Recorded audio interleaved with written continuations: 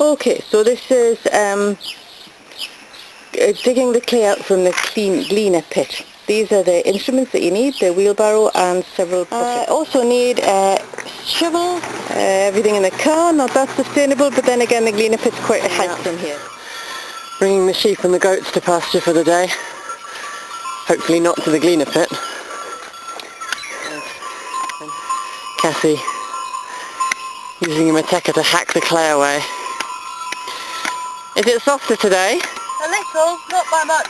It rained last night, so it's been quite dry for days. Zdrasti! Glina za cow za stenata. The shepherd. It's pretty hard work. But it's amazing scenery from here. Although Cassie can't see it. And I carry them down to the car, which is just, that's our car there. And there's 6 buckets of gleaner, ready to go back to the house for sieving.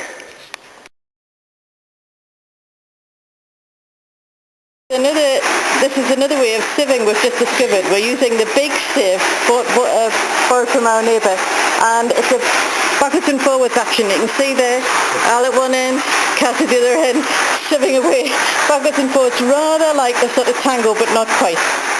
Just to get out all the stones, larger particles, just so we get a nicer clay mix. Well, not a mix, just clay. As you can see. This is mixing with the big paddle.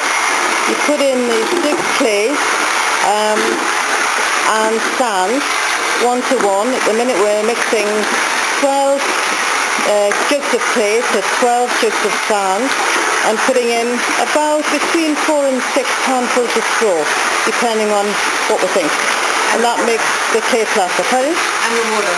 And the water, of course, lots of water as well. You also put water in first, then add the clay, bit more water, some mixing, then add the sand, more water, mixing, then add the straw, water, mixing, until you come up with a nice plaster. And this is for the scratch coat. Okay, not content with digging in the gleaner pit, we also have a little bit of cultural stuff going on over coffee. Go, Holly. There was a young girl called Sabrina who wanted to purchase some gleaner. At first powdered clay she thought was the way, but the gleaner pit turned out to be greener. Chop up the straw. We're using the leaf blower on reverse. So it's taking up straw, putting it in the bag and chopping it up into smaller pieces so we can use it in the plaster. More mixing.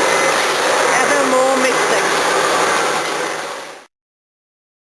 The trays into a bucket, the green thing you see there, and then apply it to the straw walls. In this case it's being applied to the roof plate, which has been covered in hessian, because otherwise the clay won't stick straight onto wood. Also a bit more plastering around the windows.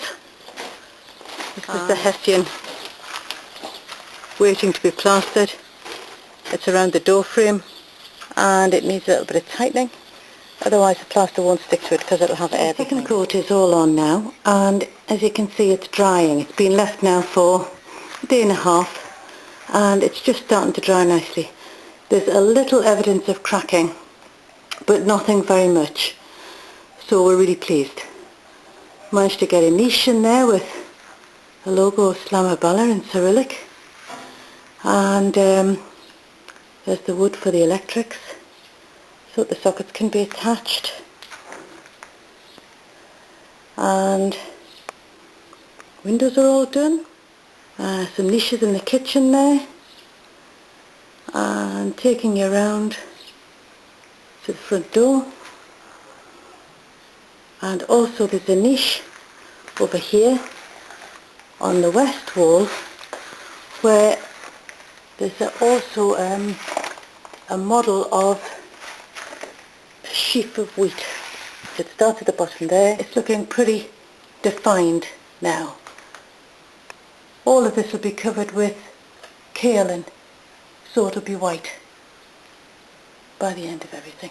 It's come to rest on a very nice window where we've got the glass ready to go into the truth window, where we've got left a little bit of straw exposed just to show everybody that this indeed is a straw bale house, although it's not looking like one now.